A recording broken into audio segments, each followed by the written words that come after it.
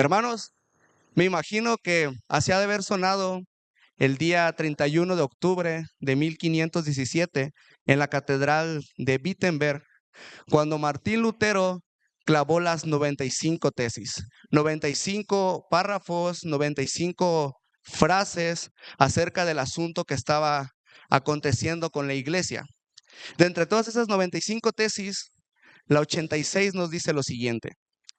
De nuevo, ¿por qué el Papa no construye la Catedral de San Pedro con su propio dinero? Puesto que su fortuna es hoy más abundante que la de los más opulentos ricos, en lugar de hacerlo con el de los pobres creyentes. Hermanos, aquí veo un efecto mariposa increíble. El deseo de un hombre, de un papa, por querer construir una catedral, por querer construir un edificio grande, que es el edificio que ahorita lo conocemos como la Catedral de San Pedro, que está ahí en el Vaticano. El motivo de querer hacer esa catedral básicamente fue como lo que Dios usó para mover a Martín Lutero a clavar las tesis y a llegar al punto en el que estamos hoy. ¿Por qué? Porque este papa necesitaba dinero para financiar la catedral y fue que permitió que Johannes Texel y otras personas más vendiera indulgencias, vendiera estos papelitos que te decían que podías salir antes del purgatorio si dabas tanto dinero a la iglesia.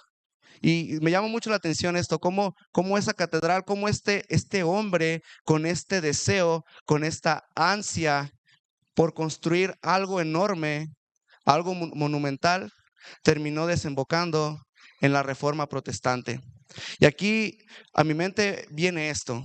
Vemos cómo la Biblia describe a la iglesia como un edificio, como una edificación. Vemos el ejemplo de la historia que este hombre, este Papa, León X, buscaba crear algo físico, algo material y estaba desesperado por motivos malvados. Pero nosotros, hermanos, tenemos la encomienda de crear una catedral espiritual, de crear un cuerpo especial de personas, crear un edificio santo por el motivo de la gloria de Dios y porque así Dios lo quiere. Por eso, hermanos, el día de hoy esta prédica está titulada ¿qué edificaremos? ¿Catedrales o chozas? Es modo de pregunta, repito el título de la prédica, ¿qué edificaremos? ¿Catedrales o chozas? Acompáñenme, hermanos, a Primera de Corintios, capítulo 3, versículos del 10 al 15. Primera de Corintios, capítulo 3, versículos del 10 al 15. En lo que lo encuentran, recordamos, hermanos, que estamos viendo la carta de Corintios, la carta de Primera de Corintios, la tercera carta que escribió el apóstol Pablo, escrita entre del 54 al 57 después de Cristo. Vemos que esta carta fue escrita con el motivo de solucionar los problemas, los conflictos internos que tenía la iglesia, porque era una iglesia partidista. Unos estaban a favor de Pedro, otros estaban a favor de Apolos, otros más espirituales, supuestamente ellos decían que estaban a favor de Cristo, pero lo importante es que estaban divididos, estaban peleados, tenían muchas rencillas entre ellos, y aquí es donde Pablo viene y los amonesta y les dice las cosas que están haciendo están mal. Entonces podemos ver cómo los primeros capítulos de Corintios nos están hablando de la unidad de la iglesia, del crecimiento en conjunto de la iglesia, de dejar las peleas, dejar los problemas. Y unos versículos antes, unos textos antes del párrafo que vamos a ver hoy, Pablo está usando el ejemplo del campo. Dice que él sembró, pero Apolos regó. Está usando este ejemplo para hablar del crecimiento de la iglesia como si fuera un campo. Pero de repente Pablo hace un giro de este ejemplo agronómico, de este ejemplo de campo, y empieza a usar el ejemplo de una edificación. Tal vez sea el ejemplo favorito de hermanos como Jimmy, hermanos como Ricardo, que son arquitectos, pero eso es un ejemplo que era bastante entendible para los corintios de su época. Este pasaje también ha sido muchas veces sacado de contexto. Por ejemplo, la Iglesia Católica Romana lo usa para justificar el purgatorio.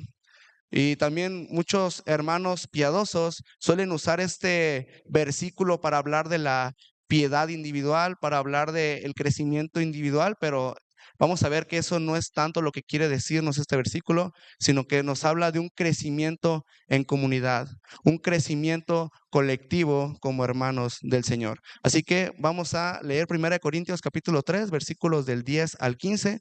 Yo lo voy a leer en la Nueva Biblia de las Américas. Acompáñeme con su vista.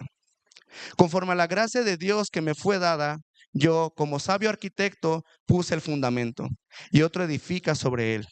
Pero cada uno tenga cuidado cómo edifica encima. Pues nadie puede poner otro fundamento que el que ya está puesto, el cual es Jesucristo. Ahora bien, si sobre este fundamento alguien edifica con oro, plata, piedras preciosas, madera, heno, paja, la obra de cada uno se hará evidente, porque el día la dará a conocer, pues con fuego será revelada. El fuego mismo probará la calidad de la obra de cada uno. Si permanece la obra de alguien que ha edificado sobre el fundamento, recibirá recompensa. Si la obra de alguien es consumida por el fuego, sufrirá pérdida. Sin embargo, él será salvo, aunque así como a través del fuego. Podemos ver cómo Pablo quiere hablar de la edificación. Está hablando de muchos puntos importantes y vamos a tocar cada uno de estos puntos importantes. Así que hemos desarrollado 3 puntos. Vamos a decirle las 3 S. Ahorita van a ver por qué. Nuestro primer punto, nuestra primer S es el sólido fundamento. Primer punto, sólido fundamento. Los primeros 2 versículos, del 10 al 11, nos dice lo siguiente. Conforme a la gracia de Dios que me fue dada, yo como sabio arquitecto puse el fundamento y otro edifica sobre él. Pero cada uno tenga cuidado cómo edifica encima, pues nadie puede poner otro fundamento que el que está puesto, el cual es Jesucristo. Hermanos, las personas de Corinto tenían muy en claro lo que era un templo, lo que era una edificación grande, lo que era un edificio. La ciudad de Corinto pues es conocida por tener tantas banalidades, tanta idolatría, tantas cosas sucias, y entre ellos estaba pues la idolatría, estaba la adoración a los dioses paganos. Entonces, de entre todos los templos que tenían los corintios, vemos que tenían el templo de Afrodita, que era un templo en el cual para su ritualismo, para adorar a su diosa, terminaban fornicando, terminaban cometiendo inmoralidad sexual. También estaba el templo de Asclepio, que era el dios de la sanidad, y también estaba el templo de Apolos. Entonces, cuando Pablo les está diciendo a los corintios acerca de esta edificación, ellos ya tenían muchas imágenes en mente. De hecho, nosotros también, personas del siglo XX, mexicanos, tenemos muchos ejemplos de catedrales grandes. Por ejemplo, en Taxco hay una catedral muy bonita. Aquí en Uruapan tenemos ahí el templo de la Virgen de Guadalupe y muchas catedrales grandes y llamativas. Entonces, más o menos nos dimensionamos cómo es un templo, cómo es un edificio grande, un edificio ostentoso. Y Pablo lo primero que dice es, conforme a la gracia que me fue dada. Conforme a la gracia que me fue dada. O sea, la edificación es una gracia de Dios. Y Pablo está primero, antes de decir que él fue el que puso el fundamento, antes de decir cualquier otra cosa, él se despoja de la arrogancia. Él se despoja de todo decir yo soy el mero aquí, yo soy el mejor de aquí. Y él dice, si yo he logrado algo en esta comunidad, es por gracia de Dios. Así que hermanos, la primera enseñanza práctica que nos puede dejar esto es que la edificación que estemos haciendo, que vayamos a hacer, siempre recordar que es una gracia de Dios. La edificación es una gracia de Dios, es un regalo. Y aquí Pablo ahora sí empieza a hablar de que él es el jefe de la construcción que supervisaba el trabajo. Aquí la Biblia usa el término perito arquitecto en la Reina Valera. En la Nueva Biblia de las Américas dice el sabio arquitecto. ¿Y qué es esto? Bueno, en la antigüedad, el jefe de la construcción era esa persona que estaba encargada de supervisar que los demás estuvieran haciendo bien la obra, que los demás estuvieran al cuidado. Y pues esto nos recuerda a los líderes de la iglesia. Nos recuerda a las personas que están al frente, que se encargan de traer el fundamento. Y podemos ver que aquí el ejemplo de la iglesia como edificio es un ejemplo que está muy bien representado en la Escritura. Vemos que 1 Timoteo 3:15 nos dice lo siguiente: para que si tardo sepas cómo debes conducirte en la casa de Dios, que es la iglesia del Dios viviente, columna y baluarte de la verdad. La iglesia es la casa de Dios. También vemos que Efesios 2, del 19 al 22, nos dice lo siguiente: así que ya no sois extranjeros ni advenedizos, sino conciudadanos de los santos y miembros de la familia de Dios, edificados sobre el fundamento de los apóstoles y profetas, siendo la piedra principal del ángulo Jesucristo mismo, en quien todo el edificio bien coordinado va creciendo para ser un templo santo en el Señor, en quien vosotros también sois juntamente edificados para morada de Dios en el Espíritu. ¿Qué es lo que estamos viendo, hermanos? Normalmente tenemos esta concepción de que nuestro cuerpo es templo del Espíritu Santo. Y eso lo vemos muy bien registrado en 1 Corintios capítulo 6, donde dice que vuestro cuerpo es templo del Espíritu Santo. Y es una realidad. Nuestro cuerpo es templo de Dios. Pero otra realidad también igual de grande es que en conjunto, como iglesia, también somos un templo. De ahí la importancia de la unidad. La Biblia no escribe a personas individuales. Pablo, cuando escribía, no se enfocaba en que solamente uno de la iglesia creciera. Lo que Pablo buscaba cuando escribía sus cartas era que toda la iglesia en conjunto fueran uno y crecieran en santidad y en madurez unidos.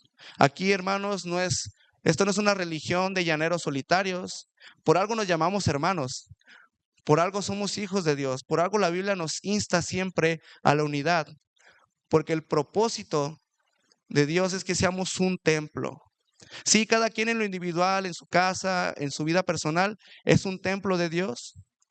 Pero a nivel general, somos un templo, la iglesia. No somos un grupo de capillitas, no somos un grupo de templitos, no. Somos un templo unido. Y esa es una realidad que tiene que atravesar toda nuestra mente. Es una realidad que tiene que estar bien, bien cimentada al momento de interactuar con nuestros hermanos en Cristo. Vemos que Pablo dice que es perito en Reina Valera, es sabio en Nueva Biblia de las Américas, y vemos que esta palabra perito o sabio en el griego es sofos, que tal cual es la palabra como sabio, es sabio. Y aquí se está creando un contraste. ¿Por qué? Porque Pablo está diciendo: yo estoy edificando sabiamente, en contraste con aquellos hombres que estaban edificando neciamente, tontamente. Aquí vemos la importancia de buscar la sabiduría de Dios, no la sabiduría humana, porque la sabiduría humana al final es necedad. Vemos que la sabiduría humana terminó creando colectivos como los LGBTs, como este movimiento progresista, el movimiento woke. Todo eso es sabiduría humana. Es insensatez, es tontería. Pero vemos que Pablo está haciendo este contraste, está diciendo: yo fui un arquitecto sabio. ¿Y por qué fue sabio? Porque él puso a Jesucristo y a este crucificado como el fundamento de la iglesia. Es el fundamento de la iglesia. O sea, es la piedra principal, es el cimiento. Al colocar en una edificación el cimiento, estás colocando la parte más importante, porque el cimiento te va a definir qué tanto va a poder resistir la edificación, qué tan perdurable va a ser. Porque si tú pones un cimiento chiquito para una barda enorme, para unas paredes enormes, ese cimiento no va a valer, no va a funcionar, se va a caer. El cimiento tiene que corresponder con la calidad de lo que quieres poner arriba.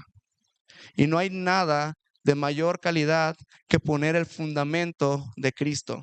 Hermanos, las iglesias no deben estar edificadas sobre el nombre de los pastores, sobre sobre el grupo de alabanza. Me imagino un ejemplo, sin menospreciar a otras iglesias, pero hay una iglesia muy famosa que es la de Hillsong, ¿no? Yo la verdad nunca he escuchado hablar, nunca he escuchado una prédica de Hillsong, pero la banda es muy famosa, ¿no? Todos aquí hemos escuchado alguna vez las canciones de Hillsong y me pongo a pensar que tal vez habrá gente que quiere ir a la iglesia de Hillsong solo porque canta la banda de Hillsong. Pero eso no es lo que nos muestra la Biblia. No estamos unidos por el nombre de una persona, por más guapa, por más inteligente, por más sabia que sea, ni por el grupo de alabanza, ni por algunos grupos que puedan haber, no. Lo que nos une en la iglesia es Cristo, Él es el fundamento. Y mientras nosotros, hermanos, estemos centrados en Cristo, va a ser muy difícil que esta iglesia pueda ser derrocada. Si tuviéramos nuestra iglesia edificada sobre el pastor, por ejemplo, el día que el pastor fallezca, cada quien se va a ir por su lado. Si nuestra iglesia está edificada sobre un grupo de alabanza, el día que la vocalista se salga, la iglesia va a desaparecer. Pero ahora vemos que no es eso, no son estas personas las que le dan el fundamento, las que le dan el piso firme a la iglesia, sino es Cristo mismo, el mensaje del evangelio. Por eso Pablo fue sabio al poner este fundamento, porque no existe otro fundamento que pueda resistir lo eterno. Y Pablo hace un imperativo, les da una orden, les da un mandato. Tengan cuidado cómo sobreedifican. Tengan cuidado. Y tengan cuidado, pues viene de la palabra ver en el griego, que es, o sea, la palabra es blepo y significa ver, es como esto, cuidar, analicen, tengan mucho cuidado. Hermanos, cuando Pablo y Dios a través de Pablo nos dice que tengamos cuidado, es porque es un asunto muy importante. No es una recomendación, no nos está diciendo, oye, te sugiero, te recomiendo, estaría muy padre si checaras cómo es la edificación. Estaría padre, o sea, no tienes que hacerlo si no quieres. Eso no es lo que dice Pablo. Lo que dice Pablo es, cuida, fíjate bien, porque si no estás en el fundamento que es Cristo, todo se va a caer. Y no solamente es el fundamento, sino también quien sobreedifica encima. Este versículo me recuerda a, uno que Pablo le dice a Timoteo, en 1 Timoteo 4:16, ten cuidado de ti mismo y de la doctrina, persiste en ello, pues haciendo esto, te salvarás a ti mismo y a los que te oyeren. Ten cuidado de ti mismo y de la doctrina. El fundamento es Cristo. Si tú no estás fundando con Cristo, estás fundando sobre una doctrina distinta. Si tu centro a la hora de hablar del Señor no es Cristo, de nada vale que alguien se pare aquí y empiece a hablar con ustedes por 50 minutos, 1 hora, 40 minutos. Ten cuidado. Grande cosa es predicar la palabra y comunicar del Señor. Por eso recuerden, hermanos, que no puede haber otro fundamento. Y aquí dice Pablo, ahora bien, si alguno edifica sobre este cimiento. Hermano, Pablo puso el piso en la iglesia de Corintio. Pablo puso el fundamento. Pero una catedral, un edificio grande, no es solamente el piso, no es solamente lo de abajo, es el techo, las paredes. Hermanos, si ahorita solamente estuviera aquí el puro piso y ustedes llegaran y no hubiera techo ni paredes, haría un solazo, estaríamos todos enterregados, estaríamos todo mal. Pero gracias a Dios que estamos en una iglesia que está creciendo en cuanto a lo material, porque nos ayuda a entender cómo es este crecimiento en conjunto. Me acuerdo que cuando yo llegué, las paredes no estaban pintadas de blanco. Cuando yo llegué, no había ventanas, eran solamente ahí esos huecos. Y entonces aquí puedo ver cómo este crecimiento paulatino, poco a poco, está edificándonos a nosotros. Y es un crecimiento que se ha dado con toda la iglesia. No es que una sola persona haya venido y haya levantado esto, sino que hemos sido partícipes, hemos visto cómo la iglesia se ha levantado junta. Y esto nos puede servir para entender que sí, Pablo está hablando a los dirigentes, está hablando a los que edifican, Pero no solamente ellos son los que tienen que escuchar esto. Tú, hermano cristiano, que estás ahí sentado en tu silla, que tal vez digas, bueno, es que yo no predico o yo no paso adelante, yo no tengo ningún ministerio visible, tú también eres parte de esta edificación. Porque en la medida en la que tú compartes con un hermano de la iglesia, estás edificándolo. En la medida que tú te juntas con tu grupo de amigos y se ponen a hacer un devocional, están edificándose. Por ejemplo, los de la alabanza tienen un devocional en la mañana y ahí ellos se están poniendo ladrillos, se están pintando, se están arreglando, están edificándose espiritualmente. Si tú invitas a un amigo a la iglesia y lo traes y le empiezas a dar discipulado, estás edificando a la iglesia.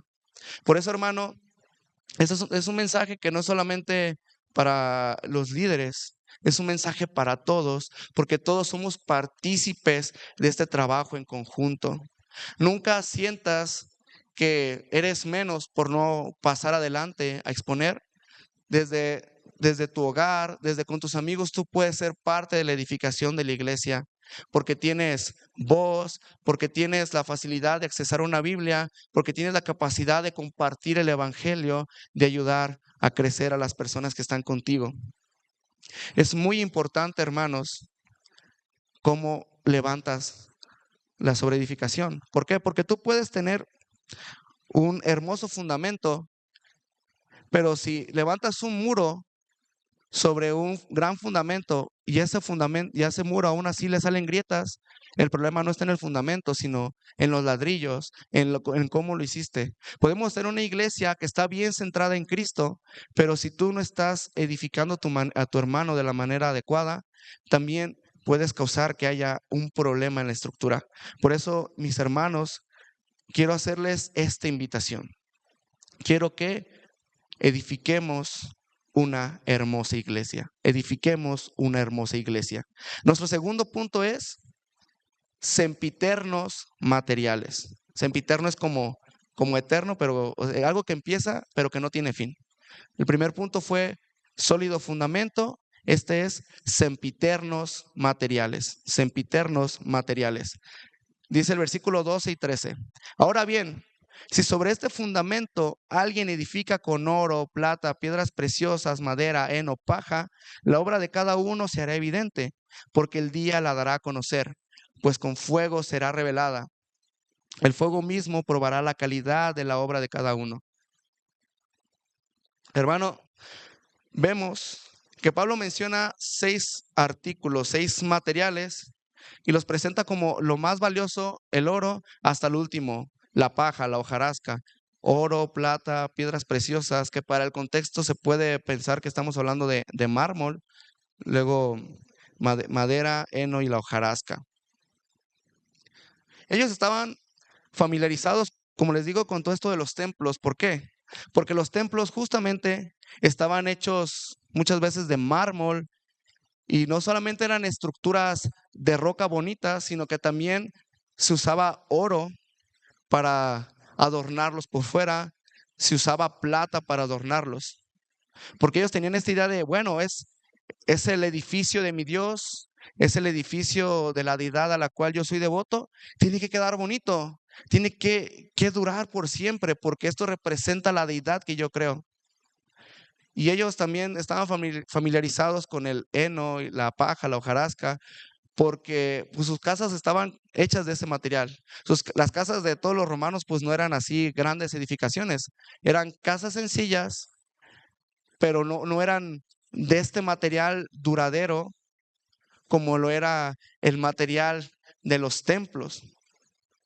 También podemos pensar que Pablo tiene en mente el templo de Salomón, el templo donde estaba el Dios vivo. Y podemos verlo, por ejemplo, en Crónicas, en Primera de Crónicas, capítulo 14, capítulo, sí, híjoles, no puse el capítulo, hermanos. No pasa nada, en Primera de Crónicas, Dice, he aquí yo con grandes esfuerzos he preparado para la casa de Jehová 100,000 talentos de oro y 1,000,000 de talentos de plata y bronce y hierro sin medida, porque es mucho. Asimismo he preparado madera y piedra, a la cual tú añadirás. Tú tienes contigo muchos obreros, canteros, albañiles, carpinteros y todo hombre experto en toda obra. Del oro, de la plata, del bronce y del hierro no hay cuenta. Levántate y manos a la obra, y Jehová esté contigo. Entonces vemos que es muy importante los materiales con los que edificas. Pero bueno, podríamos preguntarnos qué representan estos materiales, qué significan. Y podemos ver que no se trata de que cada material sea una cosa en específica. Pablo no está queriendo decir el oro representa esto, la plata representa esto, la hojarasca representa eso. No, él a nivel general te está mostrando dos tipos de materiales: los materiales malos y los materiales buenos. Los materiales buenos podemos ver que reflejan la calidad del edificio. El cimiento es de una excelente calidad. El cimiento es Cristo mismo. Imagínense, hermanos, aquí poner un cimiento de oro macizo, de diamante, o sea, una calidad increíble, inimaginable. Entonces, lo que pongas arriba tiene que corresponder con la naturaleza de esa calidad. Entonces, ¿qué son estos materiales bellos? Todo aquello que emane de la palabra de Dios y que tenga que tenga eternidad. Algo que en el siglo venidero, cuando sea el juicio, cuando muramos, se quede aquí. Hermanos, hay muchas ideas, hay muchas filosofías humanas, hay mucho pensamiento que al final son cosas superficiales, y el día que nos muramos, ahí se van a quedar. Por eso el apóstol, inspirado por el Espíritu Santo, nos está diciendo que construyamos con materiales que de verdad vayan a durar. Recuerda, hermano, que la palabra es el alimento para la familia, es la semilla para el campo y son los materiales para el templo. Es muy importante, hermanos, este detalle, que cuando compartamos con los hermanos, procuremos ser de edificación usando los medios que Dios nos ha dado. La Biblia nos ha dado a buenos hermanos sabios que han escrito libros. El Señor quiere que nos preparemos. El Señor quiere que estudiemos, que aprendamos, para así poder bendecir a los demás con cosas que son eternas. Hermano, si tú vas a tu casa y ves ahí en el patio, tal vez vayas a encontrar hojarasca, vas a encontrar madera ahí en un árbol, pero si quieres encontrar oro, plata, piedras preciosas, es necesario cavar, es necesario buscarle intensamente. Así pasa cuando, por ejemplo, leemos la Biblia. Si queremos dar algo sólido, algo firme, algo valioso, tenemos que estudiar a profundidad, hermanos. Todos, hermanos, no solamente los líderes tienen que estudiar, sino también toda la iglesia tiene que participar de esto. Porque en la medida en la que crece la iglesia, en la que en la que crecemos cada uno de nosotros, vamos a cooperar. Somos un organismo vivo. Si de repente el día de hoy eh, me diera alguna enfermedad, por ejemplo, una enfermedad en la mano, me afectaría todo mi cuerpo. O, por ejemplo, cuando te duele un diente, o sea, aquí está el dolor, pero te inmoviliza totalmente. Si una parte está mal, todo va a estar mal. Pero ¿qué pasa si una parte está bien? Todo está bien, todo está perfecto. Entonces, hermanos, somos un organismo vivo. Somos un grupo de personas que tiene que buscar el oro, tenemos que buscar la plata, tenemos que buscar las piedras preciosas en la Escritura para extraerlas y edificar. Claro, hermanos, que podríamos pintar la madera de un color dorado y hacer parecer que estamos enseñando algo grandioso, pero al final se va a quemar, no va a resistir el fuego. Una misionera llamada Amy Carmichael acostumbraba a decir lo siguiente: la obra no irá mucho más profundo de lo que hayamos sido nosotros. La obra no irá mucho más profundo de lo que hayamos sido nosotros. Si queremos que algún día Uruapan sea un lugar que sea conocido por ser un municipio cristiano, un municipio de santidad, básicamente un municipio totalmente distinto a lo que tenemos ahorita, esto no va a progresar si nosotros mismos no estamos progresando en lo individual. Y de ahí, de lo individual, progresamos en comunidad. Si nosotros como iglesia no crecemos espiritualmente, Uruapan no será rescatado para Cristo.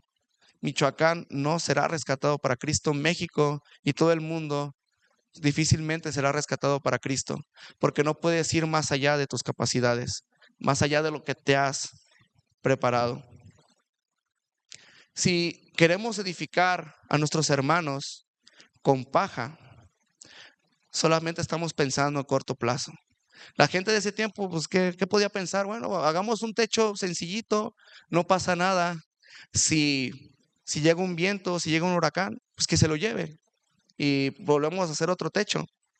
Y sí, tal vez en los tiempos de antes podrían pensar, es que pues no tengo el dinero para tener materiales como el mármol, no tengo dinero para ponerle oro, para ponerle plata a mi casa. Pero hermanos, ese no es nuestro caso.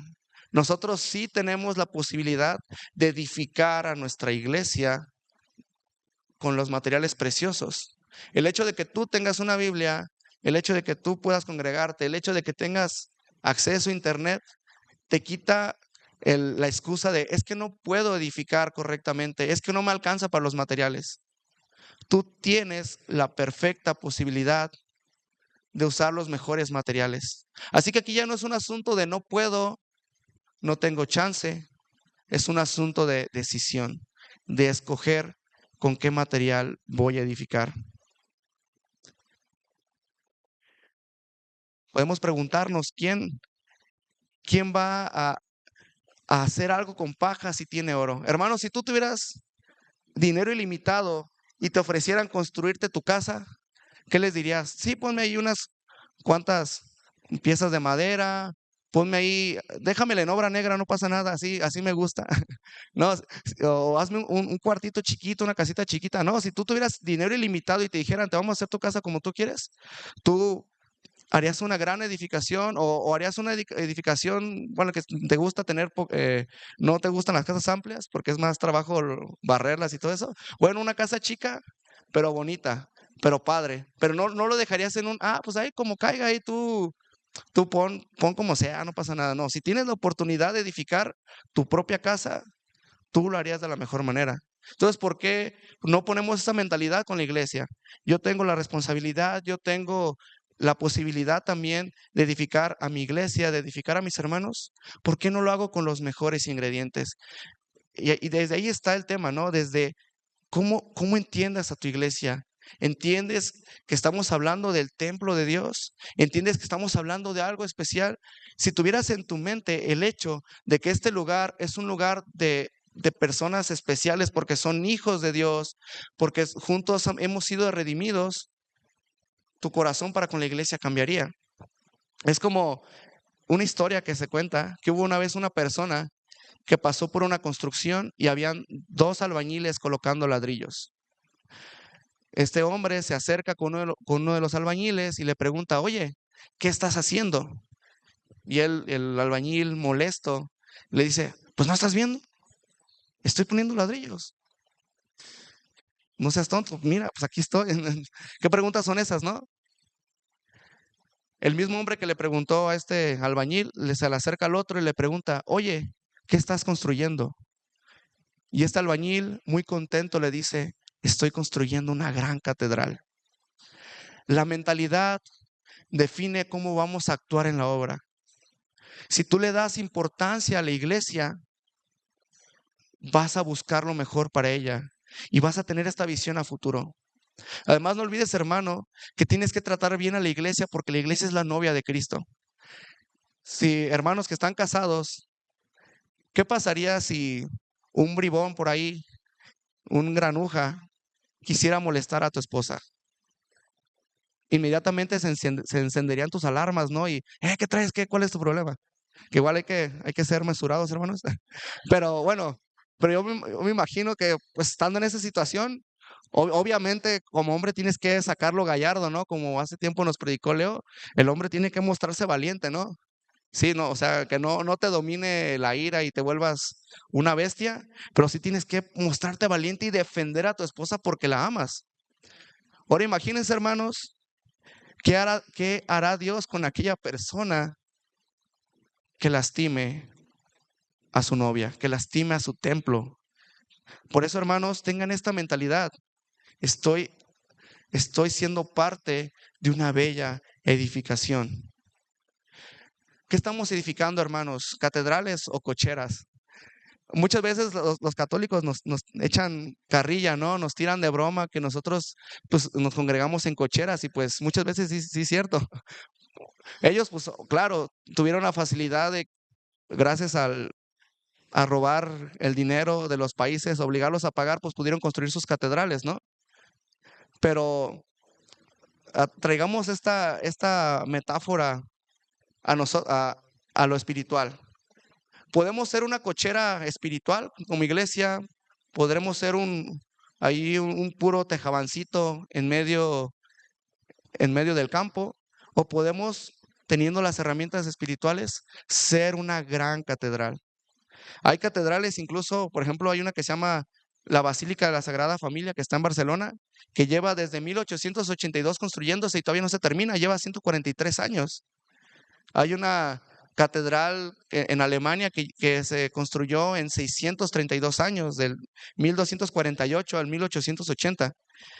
Vemos que construir catedrales es algo tardado, es algo complicado, pero aquí no estamos hablando en términos humanos, estamos hablando en términos espirituales.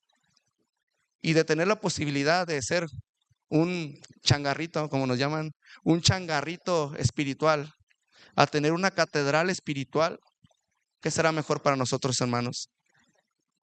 Aquí podemos ver que no importa tanto qué significa cada material, sino que el material sea imperecedero.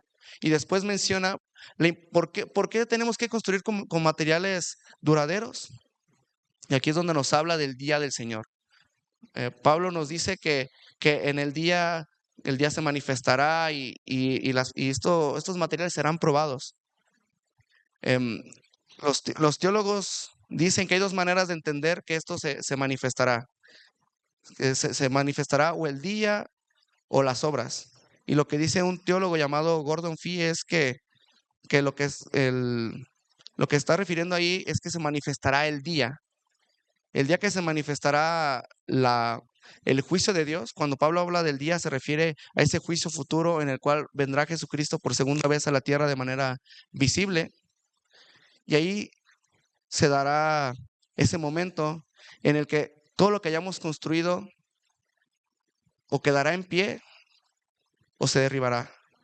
Gordon Fee traduce este versículo de la siguiente manera: pues el día del juicio sacará a la luz el trabajo de cada uno, ya sea evangelio o sofía, porque ese día, cuando llegue, se manifiesta con fuego, y el fuego pondrá a prueba la calidad de la obra de cada cual.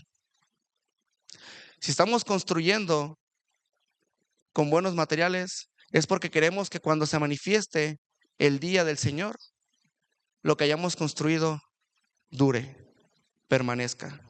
Si estamos construyendo con malos materiales, solo habremos perdido nuestro tiempo. Por eso, hermano, te recuerdo y te invito, edifiquemos una iglesia hermosa. Y como tercer y último punto es la segura prueba. Nuestro primer punto era el sólido fundamento, el segundo, los sempiternos materiales, y el tercero es la segura prueba. Versículo 14 y 15 nos dice lo siguiente: si permanece la obra de alguien que ha edificado sobre el fundamento, recibirá recompensa.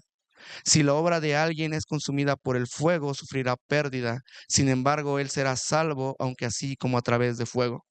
Aquí vemos dos condicionales: si permanece o si es consumida por fuego. Si permanece o es consumida por fuego. Y aquí recordemos que Pablo nos está haciendo una ilustración. Nos está diciendo que cuando llegue Jesús, se manifestarán nuestras obras y cómo por fuego serán pasadas. Este cómo es, o sea, nos está hablando de una ilustración, no es como que tal cual de repente el Señor vaya a sacar fuego y de repente algunos de la iglesia se vayan a quemar o se van a quemar nuestras Biblias, nuestros papeles, nuestros documentos. No, lo que va a pasar es que aquello que hayamos construido con materiales eternos va a seguir durante la siguiente eternidad. Pero los que son materiales no eternos, heno, paja y hojarasca, ahí van a quedar ahí y, y no va a haber gran recompensa para la persona. Si edificamos bien, vamos a tener una recompensa. Y bueno, y muchas personas se han preguntado, bueno, pero ¿qué es la recompensa? Hay, hay muchas dudas acerca de esto. Unos dicen que las recompensas van a ser el nivel la cantidad de países que tengamos cuando estemos gobernando en el siglo venidero. Algunos otros dicen que la recompensa va a ser distintos niveles de gloria y de honor y, y muchas cosas que la verdad creo que Pablo no está interesado en que tú sepas qué recompensa vas a recibir. A Pablo no le importa darte una gran explicación de qué y qué vas a recibir en la otra vida. Lo que le importa a Pablo es el presente. Que tú ahorita mismo estés motivado. Sí, te hablo de una promesa futura, de una recompensa, pero eso es para que tú tengas motivación ahora. Ya cuando mueras, ahora sí ya le vas a preguntar al Señor, Señor, ¿cuál era la recompensa? ¿Qué es lo que me vas a dar? ¿No? Pero, pero lo que quiere Pablo es, ahorita, despierta, iglesia, despierta, enfócate.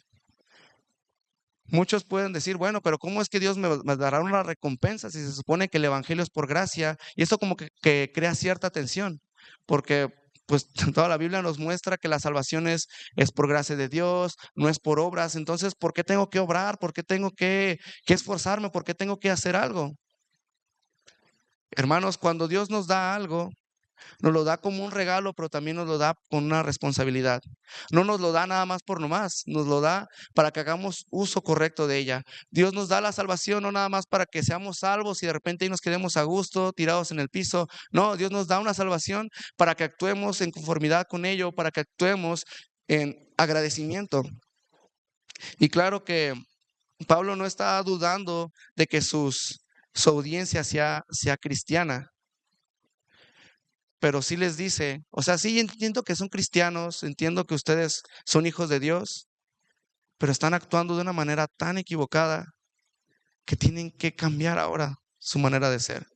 Tienen que cambiar ahora lo que están haciendo, porque no solamente van a perder los materiales, sino que también habrán perdido el tiempo, habrán perdido el esfuerzo. Hermanos, ¿a quién le gusta perder su tiempo? Levanta la mano. Nadie, perfecto. Cuando vamos a trabajar, no trabajamos y esperamos el fin de semana para que nos diga el patrón o la persona que nos haya contratado, felicidades, has trabajado una buena semana y, y tu pago, pues, ¿para qué te lo voy a dar o sea, a mí lo que me importaba era que vinieras y perdieras tu tiempo aquí, o sea, no te iba a pagar nada, o sea, sería como ilógico, ¿no? O sea, si yo estoy trabajando es porque espero que mi tiempo sea recompensado con dinero para de ahí invertirlo en cosas que sean necesarias para mi familia, para mi vida. Pero si solamente trabajo, pues para nomás, entonces estoy desperdiciando tiempo importante de mi vida. Ahora imagínate, esta iglesia estaba desperdiciando mucho tiempo, estaba desperdiciando mucho esfuerzo porque estaban ahí peleando, estaban ahí atacándose como perros y gatos, y al final todo eso era tiempo perdido. Hermanos, no perdamos el tiempo. Vemos que dice el último versículo que la persona que haya edificado con malos materiales, o sea, los materiales se perderán y esta persona será salvada, pero pues habrá perdido todo. Y vemos que aquí Pablo no se está enfocando en el contexto de la salvación, Pablo se está enfocando en lo que tenemos que hacer hoy en el presente. Pero aún así, este versículo ha sido tergiversado por el catolicismo romano.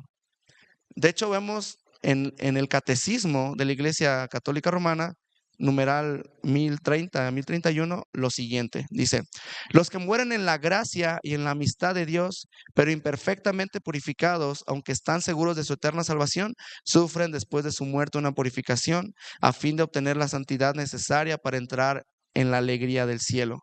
La iglesia llama purgatorio a esta purificación final de los elegidos, que es completamente distinta del castigo de los condenados. La iglesia ha formulado la doctrina de la fe relativa al purgatorio, sobre todo en los concilios de Florencia y de Trento. La tradición de la iglesia, haciendo referencia a ciertos textos de la Escritura, por ejemplo, 1 Corintios 3:15 y 1 Pedro 1:7, habla de un fuego purificador. Recordemos al inicio cómo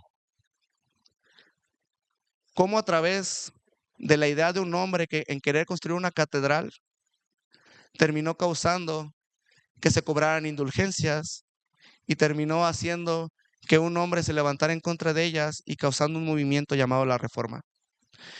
Y vemos este punto medular, cómo por muchos años el catolicismo romano vendía esta idea de que si te mueres, aunque ya hayas creído en el Señor, aunque lo hayas recibido, si te mueres con algún pecadito, tienes que pasar un tiempo indeterminado en el infierno, en el purgatorio, perdón. Tienes que pasar un tiempo indeterminado en el purgatorio. Pero esto, hermanos, va en contra totalmente de lo que dice la Escritura. La Escritura muestra que la obra de Cristo es perfecta. Si tú dices que existe un purgatorio en el cual todavía hace falta que se limpien algunas de nuestras imperfecciones, lo que estás queriendo decir es que Jesucristo en la cruz no fue suficiente para perdonar todos tus pecados. Y sí, los católicos hacen uso de este versículo, de esta porción que te mostré, pero a la luz de todo este contexto podemos entender que lo que Pablo está diciendo no es acerca de la salvación, no es acerca de un purgatorio, porque incluso cuando habla del juicio, de ser pasado por fuego y todo esto, lo está diciendo en un contexto del día final, no lo está diciendo en un contexto de inmediatamente cuando la gente muere. Entonces, hermanos, vemos este efecto mariposa. Este hombre que quiso construir una catedral, para ello permitió que siguiera fluyendo esta creencia equivocada del purgatorio. Pero nosotros, hermanos, estamos del otro lado de la historia. Nosotros no queremos crear una catedral material, una catedral física.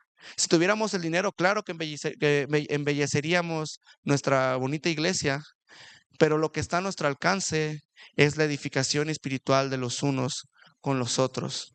Y también lo que está a nuestro alcance es comprender que Jesucristo murió en la cruz, vivió una vida perfecta para morir en la cruz y tomar nuestro lugar.